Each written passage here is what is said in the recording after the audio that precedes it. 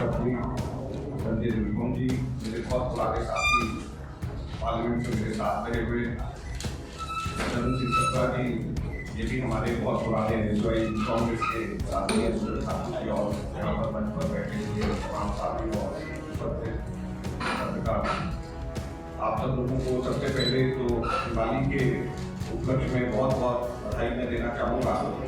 आप लोगों को आज धनतेरस वाले दिन तकलीफ दिया है, लेकिन ये मसला इतना महत्वपूर्ण है कि हम लोगों ने सोचा कि खुद भी हम लोग सब लोग दिवाली के दिनों में बाहर हम लोग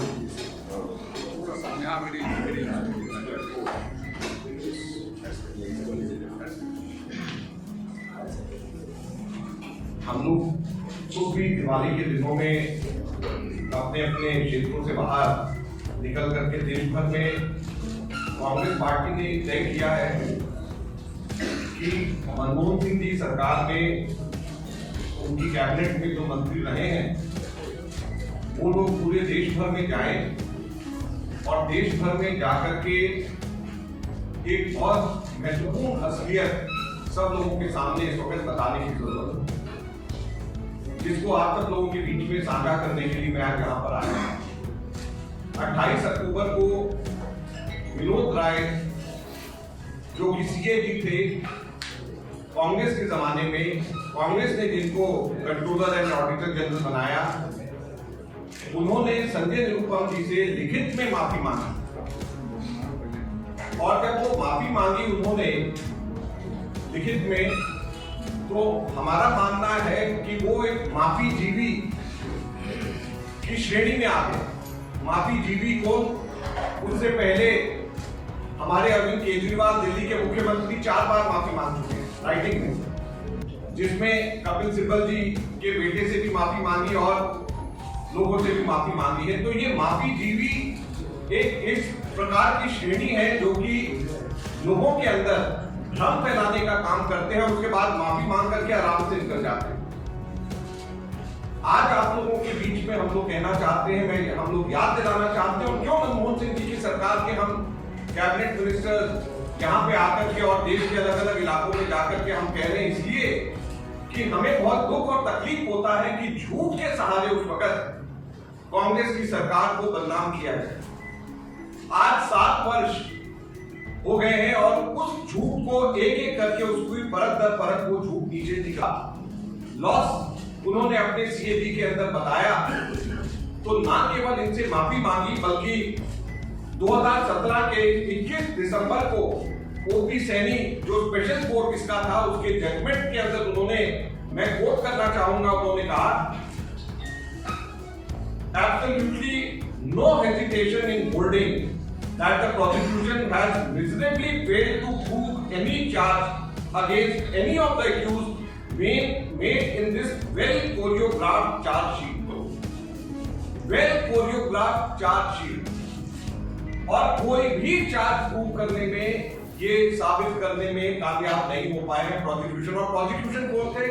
मैं अभी बता रहा था, ये स्पेशल पब्लिक प्रोसिक्यूटर बनाए गए थे, अपॉइंट करे गए थे सुप्रीम कोर्ट के कहने के ऊपर। तो ये भारत सरकार बेशक उस वक्त हमारी थी, लेकिन सुब्रमण्यम स्वामी ने कहा कि इसके लिए स्पेशल प्रोसिक्यूटर होना चाहिए और सुप्रीम कोर्ट अपॉइंट उसको करे। तो सुप्रीम कोर्ट ने स्पेशल पब्लिक प्रोसिक्यूटर उस वक्त अपॉइंट किया।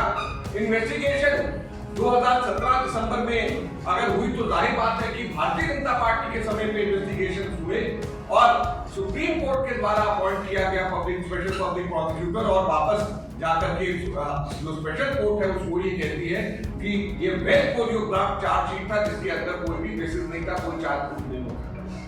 यही नहीं, उससे पहले जेपीसी जो बना था, तो जेपीसी के सामने जो डायरेक्टर जनरल ऑडिट पीएनटी का जो कि इसका ऑडिट कर रहे थे, आरपी सिंह उनका नाम था, उन्होंने जेपीसी के सामने बकायदा ये बयान दिए हैं कि उन्होंने जब इसका ऑडिट करा तो उन्होंने ये पाया कि कोई भी एक्सचेकर को, करदाताओं को एक भी पैसे का नुकसान नहीं हुआ है इसके अंदर। लेकिन उस वक्त विनोद राय ने उनकी एक बात नहीं मान करके उनको ऑडिट से ही हटा दिया और किसी और को लगा करके इस प्रकार के निर्णय के अंदर आए, तो सोची समझी साजिश के तहत ही हुआ। लेकिन आज जब हम लोग ये बात आपको कह रहे हैं तो तो मैं आपको उस समय की बात 2011, 12, 13 के आसपास में ले जाना चाहता हूं। दिल्ली के अंदर, मैं दिल्ली से आता हूं, जंतर मंतर मेरी पार्लियामेंट कॉन्स्टिट्यूएंसी के अंदर पड़ता है, जहां पर मैं 10 वर्ष जहां से मैंने लोकसभा को रिप्रेजेंट किया। जंतर मंतर के ऊपर Anna Hazare movement, India against corruption का मूवमेंट इन्हीं विनोद राय के कहने के ऊपर हुआ था, जिसके अंदर वो ये कहते थे कि लोकपाल आएगा। और उसी मूवमेंट के अंदर, अन्ना हजारे मूवमेंट के अंदर, इस लोकपाल की मूवमेंट के अंदर किरण बेदी, जनरल वीके सिंह, अरविंद केजरीवाल, मनीष सिसोदिया, ये सबके सब लोग, स्वामी रामदेव, ये सबके सब लोग उसके अंदर शामिल। चाहे सीडब्ल्यूजी का मामला ले ले, चाहे पूंजी का मामला ले ले, चाहे कोल का मामला ले ले, सारे तो विनोद राय लेकर के आए। और अब ये सारी की सारी चीजें एक एक करके, अब जो है, जब वो 1.76 करोड़ का कहते थे कि इसमें घोटाला हुआ है, तो अभी कोर्ट ने, ओपी सैनी ने, अभी 21 दिसंबर 2017 को उन्होंने, ओपी सैनी ने कहा था कि इसके अंदर कोई भी केस नहीं बनता है।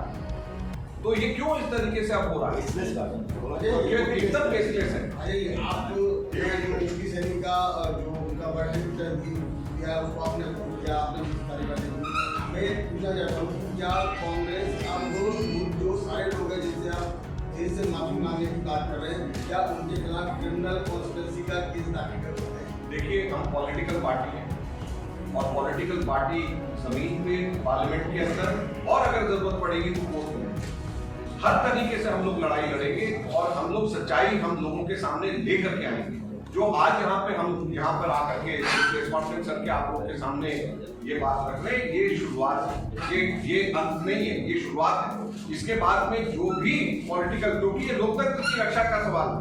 अगर लोकतंत्र के अंदर लोगों को गुमराह करके, ये इससे बड़ा लोकतंत्र के ऊपर हमला नहीं हो सकता कि लोगों की सोच को आप परिवर्तित करें, लोगों को झूठ करके, बोल करके गुमराह करें, और वो भी एक सुनियोजित तरीके से।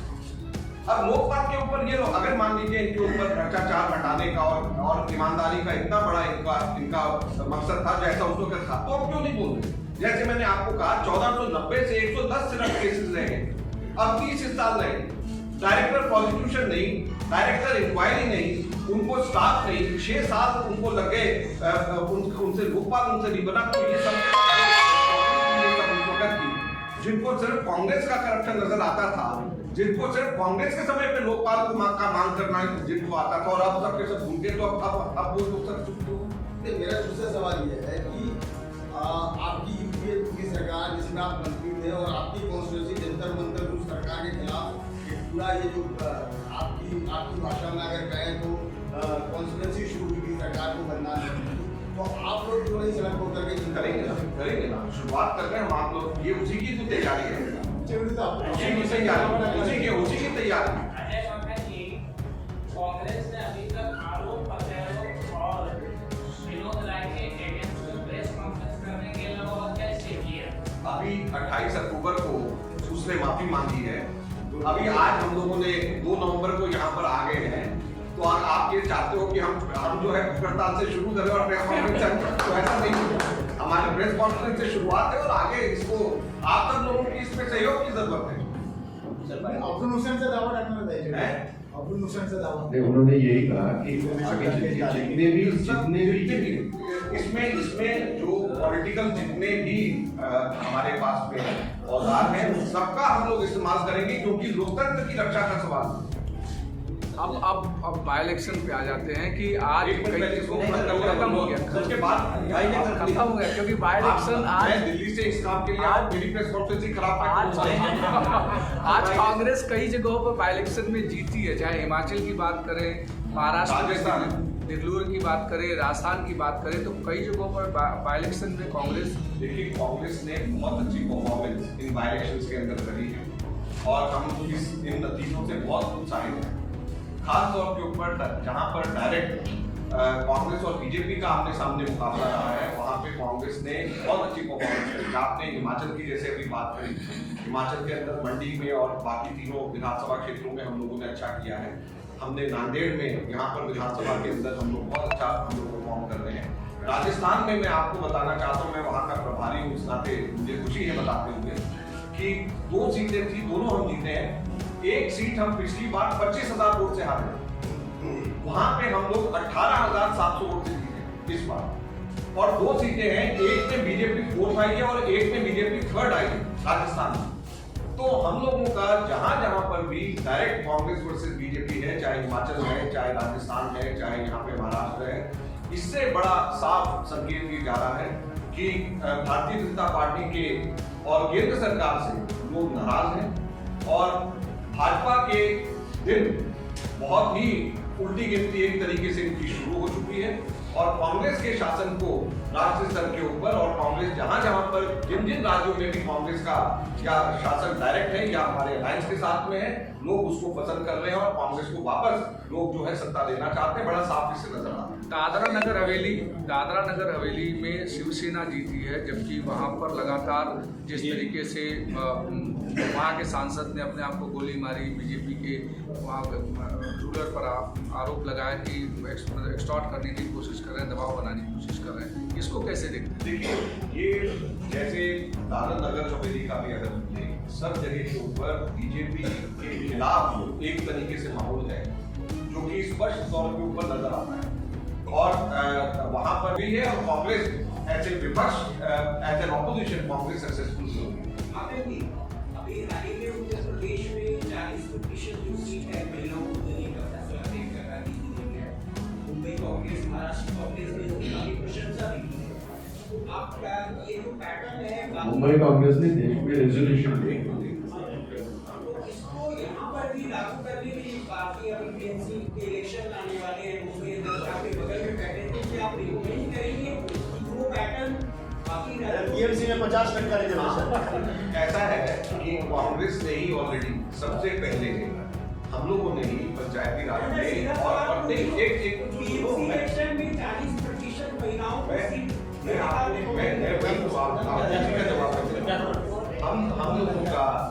हम ही लोगों ने 33% पहले, और स्टेट्स के अंदर अलग अलग राज्यों में, जैसे मुंबई के अंदर कांग्रेस के समय में 50% का विमेन रिजर्वेशन, और दिल्ली में भी जो है हमारा रिजर्वेशन, विमेन का रिजर्वेशन हम ही लोगों ने उस वक्त लोकल बॉडीज में हम लोगों ने करा है। तो इसलिए ये प्रश्न कांग्रेस ने हमेशा से विमेन को और भागीदारी देने के लिए इतने प्रयास करे हैं, कहीं पे कभी किसी और पार्टी ने करा ही नहीं है। सर, यूपी चुनाव के बाद उन्होंने की सलमान खुर्शीद का भी स्टेटमेंट आया है कि प्रियंका गांधी को सीएम कैंडिडेट का फेस करना चाहिए कांग्रेस की तरफ से। किस तरह से देखते हैं इस स्टेटमेंट को? देखिए, मैं यूपी का इंचार्ज नहीं हूँ, मैं राजस्थान का इंचार्ज हूँ, और आज मेरी प्रेस कॉन्फ्रेंस जो है वो इसी सिलसिले में है। लेकिन इसके ऊपर जो भी फैसला है, प्रियंका जी उचित समय पे वो लेंगी, जो भी उनको फैसला लेना है वो लेंगे, और आप सब लोगों को और उत्तर प्रदेश में बताएंगे। अरे मेरा एक सवाल है कि आप लोगों ने बीजेपी और केंद्र सरकार के खिलाफ ये सारे जो घोटाले कोरियोग्राफ की गए, जो आपका कहना है उसके खिलाफ हो सकता है, कोर्ट का कहना है, कोर्ट की जजमेंट में अपने रास्ते पर सड़क पर उतरने का कोई प्रोग्राम क्या है, या हमेशा अनिर्णय और अनिश्चय वाली स्थिति कांग्रेस रहती है, वैसे इस बार? देखिए, आपको मैं एक चीज बताता हूँ, ये बिल्कुल गलत है और ये हमारे साथ अन्याय है कि जब आप बोलते हैं कि सड़क पर उतरने वाली बात को जो लेकर के आप बोलते हैं, अगर किसान आंदोलन की बात करें तो हमारे लीडर सड़क के ऊपर उतरते हैं, चाहे वो ट्रैक्टर रैली निकालने की बात हो, चाहे अरेस्ट होने की बात हो, उसके वो जो है अगर दलित पीड़न के खिलाफ में जाने की बात होती तो वो सबसे पहले वो उनको उतरते सड़क के ऊपर, उनको अरेस्ट किया जाता है। पेट्रोल और डीजल प्राइसेस के ऊपर पूरे देश भर के अंदर पेट्रोल पंप के ऊपर हमारे लोगों ने प्रदर्शन किया, महंगाई के खिलाफ हम लोग सड़क के ऊपर को देखो, तो कोई भी ऐसा मुद्दा नहीं है जिसमें विजिट नहीं हुआ महाराष्ट्र में। अभी कोविड से आप सामने जब टीएमसी के चुनाव हैं और दूसरी सारी चीजें हैं, तो क्या एआईसीसी के अभी कोविड की वजह से रिस्ट्रिक्शंस लगी हुई, पिछले साल मार्च से लेकर के अब तक के तो हम सब रिस्ट्रिक्शंस में ही चल रहे हैं, और उसके लिए ये लोग ऑलरेडी कांग्रेस कमेटी ने बात करी है, कुछ आगे डेट्स वगैरह भी है। 28 दिसंबर का स्थापना दिवस के ऊपर हम यहाँ पे आने का प्लान हो रहा है। बहुत बहुत शुक्रिया जी। नहीं बना, उसके बाद में जाकर के ये लोकपाल जो बना है वो 2019 के अंदर लोकपाल ये बना पाए हैं। मार्च 27, 2019 को वो भी सुप्रीम कोर्ट के आदेश के ऊपर पब्लिक इंटरेस्ट लिटिगेशन डाला गया। मार्च 2019 को लोकपाल बना। और लोकपाल के जो कानून है उसके अंदर सबसे महत्वपूर्ण, लोकपाल अगर काम करता है तो इसलिए करेगा कि उसमें इंक्वायरी और प्रोसिक्यूशन दो विंग उसके अलग अलग होंगे, जो लोकपाल जिसको इंडिपेंडेंटली काम कर सकेगा। अगर इंक्वायरी और प्रोसिक्यूशन दो अगर लोकपाल के पास में विंग्स नहीं होंगे तो लोकपाल क्या काम कर सकता है। इसलिए हम लोगों ने कानून में कहा था कि the director of prosecution shall after having been so directed by Lokpal file a case in accordance with the finding of investigation report। फिर मैं पढ़ता हूँ। The director of prosecution shall, after having been directed by the Lokpal, file a case in accordance with the finding of investigation report। अब हैरानी की बात ये है, ये कहता है कि डायरेक्टर ऑफ प्रोसिक्यूशन फाइल करेगा, लेकिन आज तक ये डायरेक्टर ऑफ प्रोसिक्यूशन अपॉइंट ही नहीं किया गया। डायरेक्टर ऑफ प्रोसिक्यूशन अपॉइंट ही नहीं किया गया। ये 2021 हो गया है। 2014 का कानून बना हुआ, लोकपाल अपॉइंट भी 5 साल 6 साल लेट किया और अभी तक के डायरेक्टर ऑफ प्रोसिक्यूशन अपॉइंट नहीं किया। आगे ये कहता है कि the Lokpal shall also constitute an inquiry wing headed by the director of inquiry for the purpose of conducting preliminary inquiry. यानी लोकपाल प्रिलिमिनरी इंक्वायरी कंडक्ट करने के लिए डायरेक्टर ऑफ इंक्वायरी सेटअप करेगा। आप लोगों को जान करके ताज्जुब होगा कि अभी तक के डायरेक्टर ऑफ इंक्वायरी भी जो है सेटअप नहीं हुआ है। ये लोकपाल ने अभी 2 महीने पहले आरटीआई के जवाब में लोकपाल ने अभी 2 महीने 3 महीने पहले इस बात को कहा। तो हैरानी की बात यह है कि बनाए हुए इतने टाइम हो गया, director of prosecution, director of inquiry उसके अंदर अगर अपॉइंट नहीं करा जा रहा, उनको पूरे ढंग से उन लोगों को अगर स्टाफ नहीं दिया जा रहा तो किस तरीके से वो लोग काम करेगा। और उसका नतीजा क्या हुआ कि जब पहले वर्ष 2019 के अंदर ये बना तो 19-20 में आए इनके पास में 1427 कंप्लेंट और अगले ही वर्ष वो घट करके सिर्फ 110 रह गए और इस वर्ष सिर्फ 30 कंप्लेंट आए। तो 1427 कंप्लेंट, 110 और इस वर्ष सिर्फ 30। तो जब लोकपाल फंक्शनल ही नहीं है, लोकपाल काम ही नहीं कर रहा, उसके ऊपर लोगों का भरोसा उठ गया, तो अब जाकर के ये सब के सब लोग क्यों इनके मुंह के ऊपर टेप चिपक गया है, क्यों अब ये लोग सबके सब लोग शोर नहीं मचा रहे, क्यों विनोद राय कुछ नहीं बोलते, क्यों आप किरण बेदी आ करके उस वक्त हमारी सरकार जब हटाई गई तो अब ये लोग क्या कह रहे हैं। 25 जुलाई 2021 को, अभी इसी 25 जुलाई को गवर्नमेंट से ये पूछा गया, फाइनेंस मिनिस्टर से पूछा गया कि स्विस बैंक में कितना काला धन है। तो 25 जुलाई को रिटर्न रिप्लाई में पंकज चौधरी जो इनके एमओएस फाइनेंस है वो कहते हैं हमारे पास कोई हिसाब किताब नहीं है कि स्विस बैंक में कितना काला धन है, हमारी सरकार को मालूम नहीं है कि बात छोड़िए, जब आएगा कैसे जबकि इनको मालूम ही नहीं कि कहां पे कितना पैसा है। स्विस नेशनल बैंक ने अभी इसी वर्ष जुलाई के अंदर हर वर्ष वो निकालती है कि किन किन देशों के कौन से नागरिकों के कितने पैसे हमारे पास में जमा है।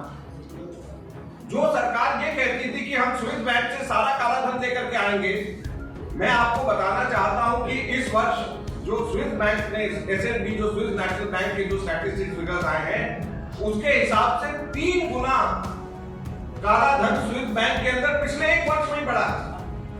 इस वर्ष उन्होंने ये कहा है कि स्विस बैंक के अंदर 20,706 करोड़ रुपए हैं जो कि 3 गुना है जो पिछले वर्ष से, और पिछले 13 वर्षों में ये आज तक के हाईएस्ट फिगर्स हैं। 2007 का रिकॉर्ड अभी यहाँ पे टूटा है, 2013 वर्ष का जो रिकॉर्ड है 2020 के अंदर टूटा है, जो कि हाईएस्ट एवर स्विस बैंक के अंदर पैसा यहाँ पे अभी भारत के लोगों ने वहां पे रखा है। तो फिर कहाँ पैसा वहां से निकालने की जगह पैसा वहां पर डाला जा रहा है, ये स्थिति आज यहाँ पर हम लोगों के पास में आई। हर वर्ष स्विस बैंक जो कि कांग्रेस के समय में यूपीए ने जो एग्रीमेंट स्विट्जरलैंड की सरकार से किया था, हर वर्ष वहां से लिस्ट आती। आरटीआई के माध्यम से और हमारी गवर्नमेंट बार-बार, हमारी पार्टी बार-बार सरकार को कहती है वो लिस्ट तो सामने करिए कि किस किस के अकाउंट है वहां पे काला धन किस किस का है।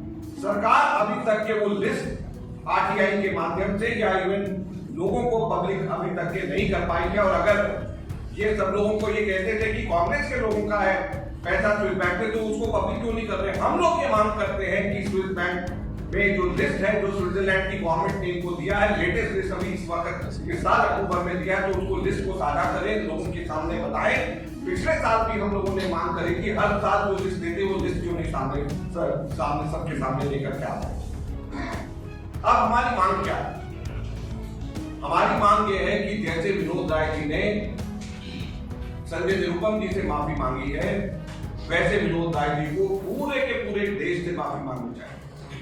और ना केवल विनोद राय जी को, बल्कि जितने भी लोग उस वक्त आंदोलन के अंदर जुड़े हुए थे, में एक पुरस्कार स्वरूप उनको बैंक रिक्रूटमेंट बोर्ड का चेयरमैन बना दिया गया, मंत्री दर्जे के साथ, घोड़ा गाड़ी फॉर्स के साथ। तो हमारी मांग ये है कि विनोद राय सरकारी खजाने के अंदर वापस वो पैसा जमा कराएं जो कि पैसा सरकार ने उनके ऊपर खर्च किया है रिटायरमेंट के बाद में, क्योंकि वो पैसा सरकार ने जो उनके ऊपर खर्च किया है वो इनाम स्वरूप उनको दिया गया है, क्योंकि वो पैसा उनको वो डिजर्व नहीं करते, वो पोस्ट वो डिजर्व नहीं करते।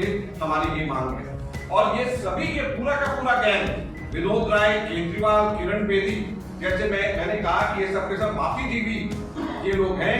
ये विनोद राय, केजरीवाल, किरण बेदी, जनरल वीके सिंह, बाबा रामदेव, अन्ना हजारे, इन सब लोगों को देश के सामने माफी मांगनी चाहिए, क्योंकि इन्होंने देश को गुमराह किया। ना तो कोई भी बात जो इन्होंने कही उस वक्त अभी तक कोई साबित हो पाई, ना कोई भी लोकपाल के ऊपर ये सब के सब लोग चुप्पी साध करके बैठे हुए हैं। लोकपाल पूरा डिफंक हुआ है, जो कांग्रेस के समय में कानून बनाया उसका पालन नहीं हो रहा।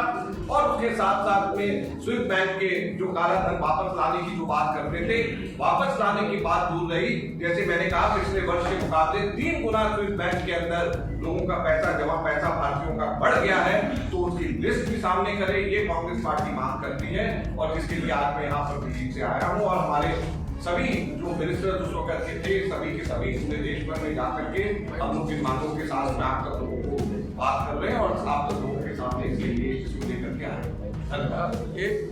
एक सवाल ये है कि आज नांदेड़ के देवलूर विधानसभा का बाई इलेक्शन था, इसको करके इससे विषय से जुड़ा जो अच्छा, दूसरा ये है कि विनोद राय को लेकर के आप लगातार कह रहे हैं, विनोद राय को आपने कहा, आपकी सरकार ने पॉइंट किया, तो क्या आपकी सरकार में बैठे अधिकारियों को बीजेपी ने हाईजैक किया था क्या? देखिए, हम लोगों ने कभी भी इंस्टीट्यूशंस कैप्चर करने की कोशिश नहीं करी जैसे ये लोग करते हैं। आप बुनियादी फर्क देख लीजिए। हम लोग कभी भी, अगर मान लीजिए हम लोग वैसा करा होता, तो हम लोग ऐसा आदमी देखते जो जिसका कांग्रेस बैकग्राउंड का होता, उसको हम लोग यहाँ पर बिठाते, जिस तरीके से ये लोग काम करते हैं। हम लोगों ने कभी भी इंस्टीट्यूशंस को कैप्चर करने की कोशिश नहीं करी, ना इन्फ्लुएंस करने की कोशिश करी। ये बीजेपी की आदत है और ये गलत है। देखिए, अगर किसी भी लोकतंत्र के अंदर इंस्टीट्यूशंस कैप्चर हो जाए, और खास तौर के ऊपर सीएजी जैसे इंस्टीट्यूशन, तो उससे ज्यादा लोकतंत्र के लिए खतरा नहीं हो सकता। अगर बीजेपी ने भी उसको अगर अपने साथ में मिला दिया, तो इससे ज्यादा लोकतंत्र के ऊपर उनका हत्या का प्रयास नहीं बड़ा हो सकता, जो कि उन्होंने उस वक्त किया। अगर मान लीजिए उन्होंने विनोद राय को अपने साथ मिलाया, जो कि अब लग रहा है। लेकिन एक विनोद